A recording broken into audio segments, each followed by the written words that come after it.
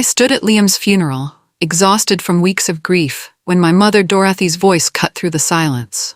"Well, at least she's free to marry someone proper now," she whispered loudly to my aunt. My sister smirked beside her, adding, "Shame he left her with nothing but debts." Everyone heard. The whispers spread like wildfire through the small crowd. My face burned with humiliation as tears threatened to spill. Here I was, burying the love of my life, and my own family was already planning my future. I clutched Liam's wedding ring in my trembling hands, feeling its familiar weight. If only they knew what he'd really left me. But I couldn't bring myself to speak. The pain was too raw, too fresh. The funeral director gave me a sympathetic look as mourners began to leave. One by one, they offered hollow condolences before walking away. My family didn't even wait for the service to end properly. As I stood alone by the casket, I whispered to Liam, if only they knew the truth. The ring felt warm in my palm, like a secret promise between us. They thought they knew everything about our life together, but they were so wrong. Growing up, Dorothy drilled one message into my sister and me. Marry up or stay poor forever. She was obsessed with status, constantly bragging to neighbors about wealth we didn't have. Our family was drowning in credit card debt, but appearances mattered more than truth. When my sister married a wealthy businessman, Dorothy treated it like her personal victory. She posted photos of their expensive wedding online, claiming credit for the match. Finally, one of my daughters understands success, she'd say whenever anyone would listen. Our house was falling apart, but Dorothy would buy designer knockoffs and pretend they were real. She'd name-drop restaurants she'd never been to and vacation spots she'd only seen in magazines. The neighbors saw through it, but she never stopped trying. I watched this performance my entire childhood, feeling sick about the lies. When I met Liam, his honesty was like fresh air. He worked with his hands, building things that lasted. He never pretended to be anything he wasn't. But to Dorothy, Liam represented everything wrong with my choices. She saw his work clothes and calloused hands as proof of my failure. Construction work, she'd sneer. What kind of future is that? She couldn't see past the uniform to the man underneath. When I announced my engagement to Liam, Dorothy threw what she called a celebration party, but it was really an ambush. She invited relatives just to humiliate me in front of them. "Construction?" she said loudly, making sure everyone heard. "He'll build you a house, but can he build you a life?" The room went silent. My sister giggled behind her wine glass like we were still teenagers. Liam overheard from the kitchen, where he was helping with dishes. His face went pale, and later that night, he offered to back out. "I don't want to cause problems with your family," he said quietly. "Maybe they're right about me." I took his hands in mine, feeling the roughness that came from honest work. "They're wrong about everything that matters," I told him. "You're the best man I know." The next day, Dorothy handed back our wedding invitation without opening it. "You chose him," she said coldly. "Now choose to stay out of this family." Her words hit like a slap, but I refused to let her see me cry. My sister stood behind her, arms crossed, nodding in agreement. It was clear they'd discussed this, planned it even. They wanted me to feel alone, hoping I'd change my mind. But they didn't understand how much I loved him. Our wedding day arrived with half-empty pews. Most of my family didn't show up, leaving obvious gaps on my side of the church. Dorothy sent a gift, a cracked vase with a note that read, "Good luck, you'll need it." I tried to smile as I walked down the aisle, focusing on Liam's face instead of the empty seats. He looked handsome in his rented suit, and his eyes never left mine. That's all that mattered. During our first dance, I spotted something that made my stomach drop. Dorothy had posted photos online, pretending she was at a luxury resort instead of her daughter's wedding. The timestamp matched our ceremony exactly. She was so ashamed of my choices that she'd rather lie to strangers than admit where she really was. It hurt more than I expected, seeing how far she'd go to deny my happiness. But when Liam spun me around the dance floor, I forgot about everything else. His friends from the construction crew cheered loudly, making up for my missing family. They'd known Liam for years and welcomed me with open arms. "We don't need them," Liam whispered in my ear as we swayed to the music. "We have each other, and that's enough." He was right. It had to be enough. Our early married life was tough financially, but we were happy. Liam worked long hours on construction sites while I waitressed at a diner downtown. We shared one car and ate a lot of pasta, but we laughed together every night. Dorothy called occasionally, but never to check on me. Instead, she'd compare my life to my sister's glamorous lifestyle. "Your sister just bought a Mercedes," she'd say. "What do you have?" I'd look around our tiny apartment with its second-hand furniture and mismatched dishes. "I have love," I'd answer, which always made her scoff. "Love doesn't pay bills," she'd snap back. "Love doesn't buy security." Then she'd launch into stories about my sister's latest purchases or vacation plans. It was like she was reading from a script designed to make me feel small. The calls always ended the same way, with me feeling frustrated and Liam asking what was wrong. He'd listen patiently as I vented, then remind me that we were building something real together. "Money can't buy what we have," he'd say, pulling me close. "They'll figure that out someday." I wanted to believe him. But Dorothy's words had a way of sticking around long after she hung up. Everything changed the day Liam collapsed at work. His crew rushed him to the hospital, where doctors ran test after test. When they finally called me in, the word leukemia hit like a physical blow. I sat in that sterile room, holding Liam's hand while the doctor explained treatment options. The medical terms blurred together, but the message was clear. We were facing a long, expensive fight. Desperate and scared, I called my family for help. Dorothy's response was ice cold. "You chose him. Deal with it." The line went dead before I could respond. I cried in the hospital hallway, feeling more alone than ever. When I returned to Liam's room, he was awake, pale but trying to smile. "I heard what she said," he whispered. "I'm sorry." "Don't apologize for her," I said, squeezing his hand. "We'll get through this together." But Liam's expression was determined in a way that worried me. "I'll take care of you," he said quietly. "No matter what happens, I promise I'll take care of you." I thought he meant he'd fight to get better. I didn't understand then that he was already planning for the worst. Looking back, I should have asked more questions about the private conversations he started having with lawyers and insurance agents. The next months were a blur of hospital visits, medical bills, and sleepless nights.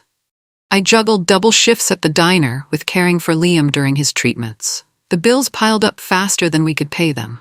My family stayed silent. No calls, no visits, no offers of help. Meanwhile, Dorothy posted dramatic messages online about being heartbroken over Liam's illness.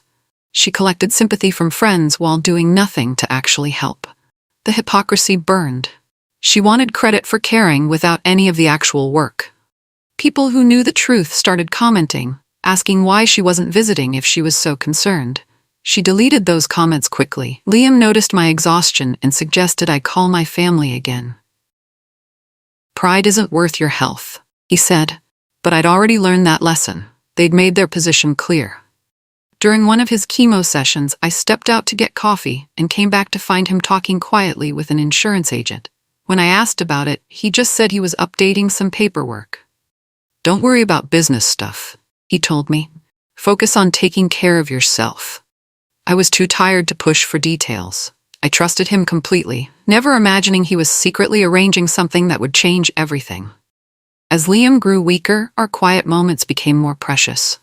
One night, he took my hand with shaking fingers and said, "You were always my miracle, you know that?" I broke down then, begging him not to leave me. "I can't do this without you," I sobbed. "I don't know how to be alone." He pulled me close with what little strength he had left. "You're stronger than you think," he whispered. "You'll see." His voice was getting softer each day, but his conviction never wavered. The doctors had stopped talking about recovery. Now they spoke in terms of comfort and making the most of the time left. I wasn't ready to accept it, but Liam had already made his peace. "Promise me something," he said during one of our last real conversations. "Don't let them break you after I'm gone." I didn't understand what he meant then. I thought he was talking about grief and depression. "Promise me," he insisted, gripping my hand tighter. "Stay strong. You're going to need it." I promised, though I couldn't imagine needing strength for anything beyond surviving his loss. The future felt impossible to picture without him in it. But he seemed to see something I couldn't, some reason for hope I didn't understand yet. Liam passed peacefully on a Tuesday morning. I was holding his hand when he took his last breath, and for a moment, the world stopped completely. The silence in that hospital room was deafening. Through my tears, I called Dorothy to tell her. Her response broke my heart all over again. "He was a good man, I suppose," she said flatly. "But at least you can move on now." Move on? I'd just lost my soulmate, and she was already planning my next chapter. "How can you say that?" I whispered, but she'd already started talking about funeral arrangements and practical concerns. She didn't offer to help with costs or planning. She just wanted to make sure I understood that this was my fresh start. The coldness in her voice made me realize she'd been waiting for this moment. At the funeral, her performance reached new lows. She whispered, just loud enough for everyone to hear, about my poor prospects and empty bank account. She painted herself as the concerned mother while positioning me as the foolish daughter who'd learned her lesson too late.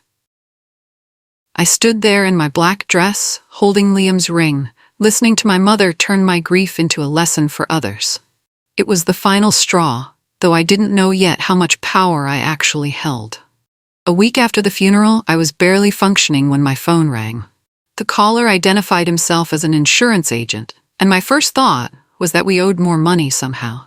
"Mrs. Patterson," he said gently, "I'm calling about your husband's life insurance policy.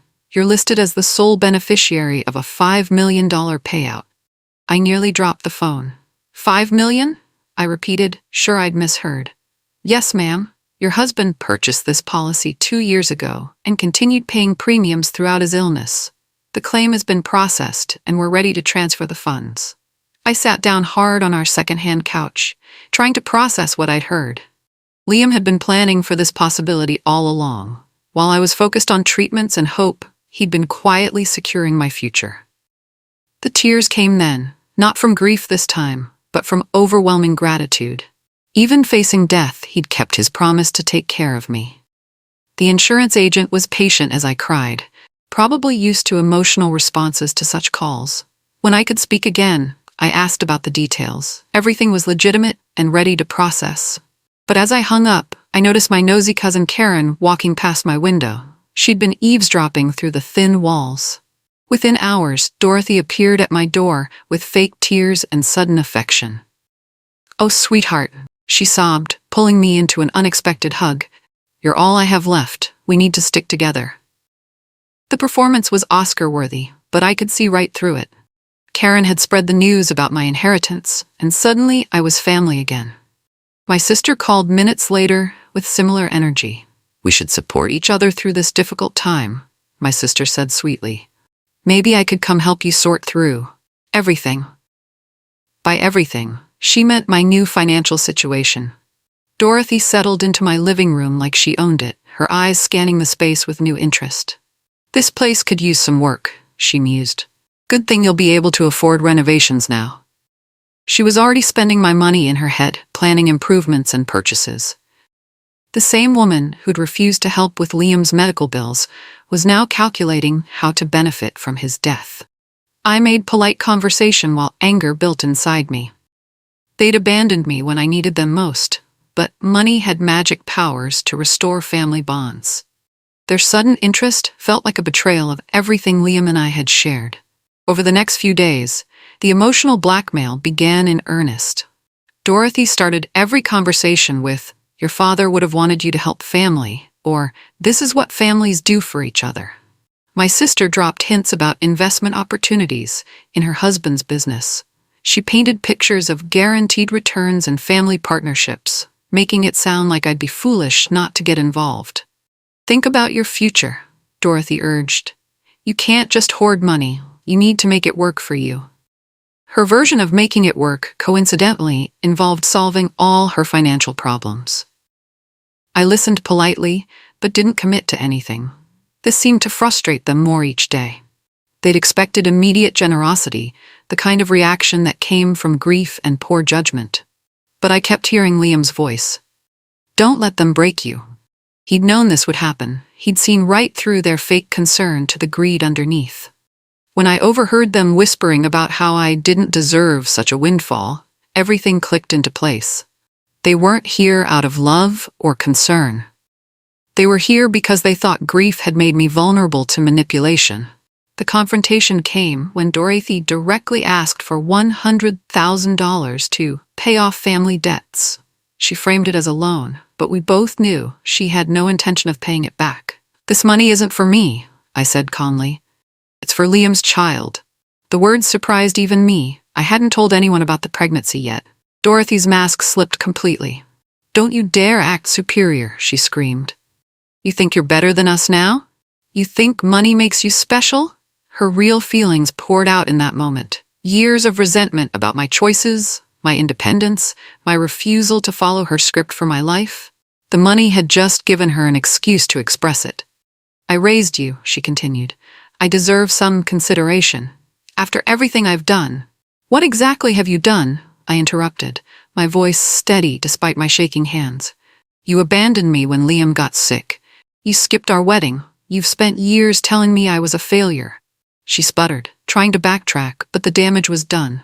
Her true feelings were out in the open now. "Get out," I whispered, pointing toward the door. "Just get out." She left, but not without promising this wasn't over. Within days, Dorothy launched her campaign to destroy my reputation. She told anyone who'd listen that I was selfish and heartless, hoarding money while my family struggled. Old neighbors called, confused by stories that didn't match the person they knew. "Is it true you won't help your own mother?" Mrs. Chen from next door asked gently.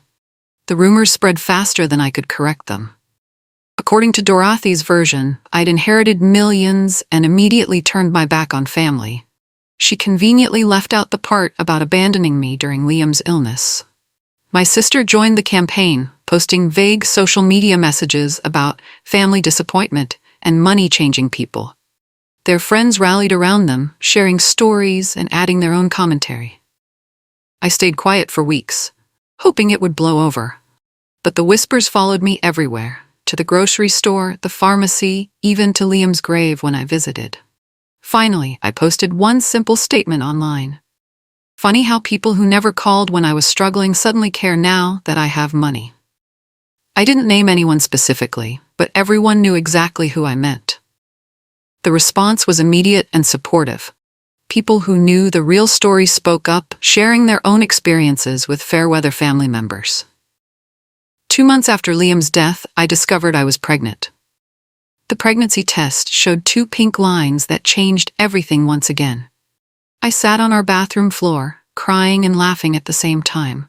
I placed Liam's wedding ring on my still flat belly and whispered, "You're going to have the life we dreamed of, little one."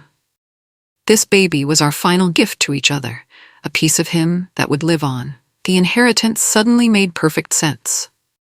Liam had somehow known, or at least hoped, that I might not be facing the future entirely alone. He'd made sure his child would have every opportunity. When news of the pregnancy spread through our small town, Dorothy saw it as her golden ticket. She showed up at my door again, this time with a different strategy. "A baby needs family," she declared, pushing past me into the living room. "You can't raise a child alone, we'll help you." The royal "we" apparently included my sister and her husband. But her idea of help involved moving closer to my money. She'd already started looking at houses in better neighborhoods, planning a lifestyle upgrade funded by my inheritance. I watched her performance with new clarity. This wasn't about the baby or even about me. This was about positioning herself to benefit from Liam's final gift to us. Dorothy's manipulation attempt was more sophisticated this time. She brought baby magazines and parenting books, playing the role of excited grandmother. But every conversation eventually turned to money and control.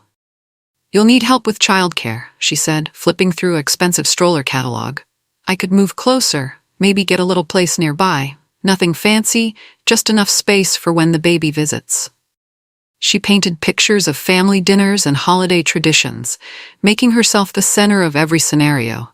In her version, I was grateful for her guidance and generous with my resources. "Think about what's best for your child," she pressed. "A baby needs stability, family support, financial security." She made it sound like I couldn't provide those things without her involvement.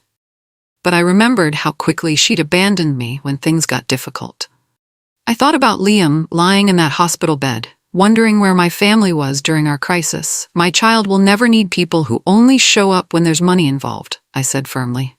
We'll be fine on our own. Her face darkened. The loving grandmother act disappeared, replaced by cold calculation. You're making a mistake, she warned. Children need family, whether you like it or not. When gentle manipulation failed, Dorothy switched to threats. She researched grandparent rights laws and called me with what she thought was devastating news. I can sue for visitation, she announced triumphantly. Grandparents have rights too. You can't keep my grandchild away from me. I'd already anticipated this move and consulted with a lawyer. When I told him about Dorothy's threat, he actually laughed. She has no case, he assured me. Grandparent rights apply when there's an existing relationship or when it's in the child's best interest. Her documented abandonment during your husband's illness actually works against her. Armed with legal knowledge, I felt more confident standing up to her intimidation tactics. But Dorothy wasn't finished yet. She started calling my doctor's office, claiming to be my emergency contact. She showed up at my workplace, demanding information about my pregnancy. She even contacted my lawyer directly, trying to pressure him into revealing details about the inheritance. Each escalation made it clearer that she saw this baby as her property, her ticket to the lifestyle she'd always craved. The thought of her trying to manipulate my child the way she'd manipulated me made my blood run cold. I sent her an official cease and desist letter, making it clear that further harassment would result in legal action. Enough was enough. I changed my phone number and blocked all my family members on social media. But Dorothy was persistent, showing up at my apartment and calling my workplace. The solution was radical but necessary. I packed everything important and moved to a new city 3 hours away. The inheritance made it possible to start fresh without worrying about employment or housing. I found a quiet neighborhood with good schools and friendly neighbors who knew nothing about my family drama. For the first time in months, I could breathe freely. My new doctor was kind and professional, treating my pregnancy like the joyful event it should have been. I decorated a nursery without anyone commenting on my choices or suggesting improvements. The peace was incredible. No unexpected visits, no guilt trips, no calculations about my money. Just me, my growing baby, and the memories of the man who'd made it all possible. A week after I moved, Dorothy discovered my old apartment was empty. According to my former neighbor, she banged on the door screaming, "You can't hide forever." But I was already building a new life where hiding wasn't necessary. The only forwarding address I left was with my lawyer, and I instructed him to return any correspondence unopened. My new life felt like stepping out of a storm into sunshine. I found a comfortable routine of prenatal appointments, gentle exercise, and preparing for motherhood. Every evening I talked to Liam, sharing news about our baby and thanking him for the future he'd given us. The nursery came together slowly, with each purchase feeling like a small celebration. I chose soft colors and comfortable furniture, imagining lazy mornings and bedtime stories. True to form, a letter from Dorothy arrived at my new address. Someone had given her my information, probably hoping to score points. But I'd prepared for this moment. Without reading a single word, I threw the unopened letter in the trash. It felt like closing a door on that chapter of my life. Whatever manipulation or guilt trip it contained couldn't touch me anymore. My new neighbors were warm and welcoming. Mrs. Thompson next door offered to help with the baby when it arrived. The grocery store clerk asked about my due date with genuine interest. These were normal interactions with people who cared without ulterior motives. I started taking prenatal classes and made friends with other expecting mothers. For the first time, I was part of a community that supported each other without keeping score. My daughter was born on a snowy Tuesday morning after 12 hours of labor. She was perfect, tiny fingers, dark hair like Liam's, and the strongest grip I'd ever felt. I named her Hope, which felt right on every level. She represented hope for the future, hope for healing, hope for the kind of love that asks for nothing in return. Holding her for the first time, I whispered, "You will never need anyone who doesn't truly love you." It was a promise I intended to keep. The nurses were wonderful, treating me like family during those first precious days. They helped with feeding and diaper changes, offering encouragement when exhaustion overwhelmed me. My doctor stopped by to check on us both. "You're doing great," she said, watching me cradle hope. "Trust your instincts. You know what's best for your baby." Those words meant everything. For so long, other people had tried to tell me what was right for my life. Now I was the one making decisions, and it felt powerful. Somehow, Dorothy found out about Hope's birth through social media. She posted a fake congratulations message, calling herself a proud grandmother who couldn't wait to meet her grandbaby. The performance continued, even from a distance. The years passed peacefully. Hope grew into a smart, confident little girl who questioned everything and laughed easily. I taught her to value kindness over status, love over money, and authenticity over appearances. We had traditions that were ours alone: pancakes on Sunday mornings, story time before bed, and monthly visits to Liam's grave, where Hope would tell her daddy about her latest adventures. "Why don't we ever visit Grandma?" Hope asked one day when she was 13. She'd heard other kids talking about grandparents and felt the absence. It was a question I'd been preparing for, but it still hit hard. How do you explain family dysfunction to a child who's only known unconditional love? I chose honesty, but age-appropriate honesty. "Sometimes families don't get along," I said carefully. "Grandma and I had different ideas about what's important in life." Hope listened thoughtfully. She was old enough to understand that relationships could be complicated, even family relationships. "Do you miss her?" she asked. I considered the question carefully.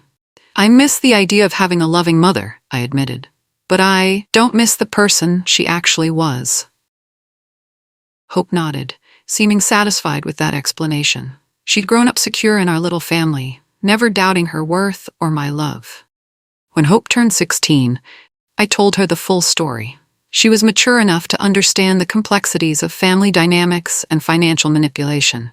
She listened without interrupting as I explained about Dorothy's obsession with status, the abandonment during Liam's illness, and the sudden return when money entered the picture.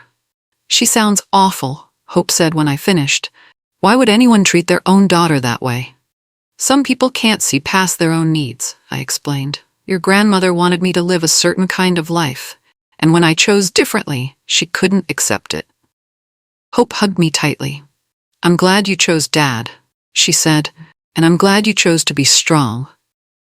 A few days later, Hope showed me something on her laptop. Dorothy had somehow found her social media and sent a friend request along with a message about reconnecting with family. "What should I do?" Hope asked. I looked at my daughter, confident, intelligent, loved, and felt proud of the person she'd become. "What do you think you should do?" Hope thought for a moment, then typed a polite but firm response. "Thank you for reaching out, but my mom and I are doing fine. Please stop contacting us." Hope's response to Dorothy was perfect, polite but clear. She wasn't rude or angry, just direct about our boundaries. It showed the maturity and self-respect I'd tried to instill in her. Dorothy's reaction was predictable. She posted a dramatic message on social media about being abandoned by her ungrateful daughter and granddaughter. She painted herself as the victim of our selfishness. But times had changed. People were more aware of toxic family dynamics now. Instead of sympathy, Dorothy received pushback from people who recognized manipulative behavior. "Maybe there's a reason they don't want contact," one person commented. Others shared their own stories of cutting off harmful family members. The narrative Dorothy had tried to control for years finally backfired.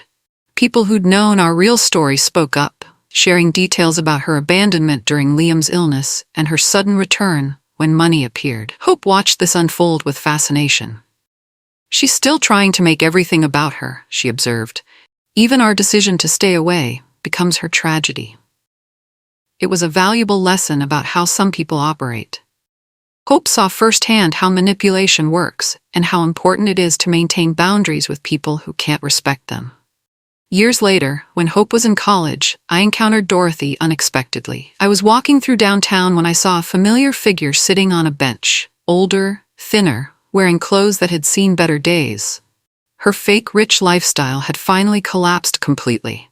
The house was gone, repossessed when the credit card debt became unmanageable. My sister had distanced herself, probably tired of being asked for money. Dorothy looked up and recognized me immediately. "Stephanie," she called out, standing shakily.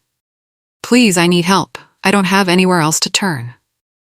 I stopped, studying the woman who'd caused me so much pain. She looked genuinely desperate now, broken in a way that might have moved me once. "I made mistakes," she admitted. "I know I wasn't there when you needed me, but you're my daughter. Family should help family." The irony was thick. Now she wanted to invoke family loyalty after years of conditional love and manipulation. "I already helped you," I said quietly, "by breaking the cycle." I walked away without looking back, feeling lighter with each step. The confrontation I'd once feared turned out to be nothing more than a sad encounter with someone who'd never learned to love without conditions. Hope's college graduation was everything I dreamed it would be. She walked across that stage with confidence, earning her degree in social work, with plans to help families in crisis. I sat in the audience, tears streaming down my face, thinking about how proud Liam would be. Our daughter had grown into exactly the person we'd hoped: kind, strong, and committed to making the world better. In her graduation speech as class valedictorian, Hope thanked me publicly. "My mom taught me what real love looks like," she said to the crowd. "She showed me that the most important things in life can't be bought or sold." The applause was thunderous.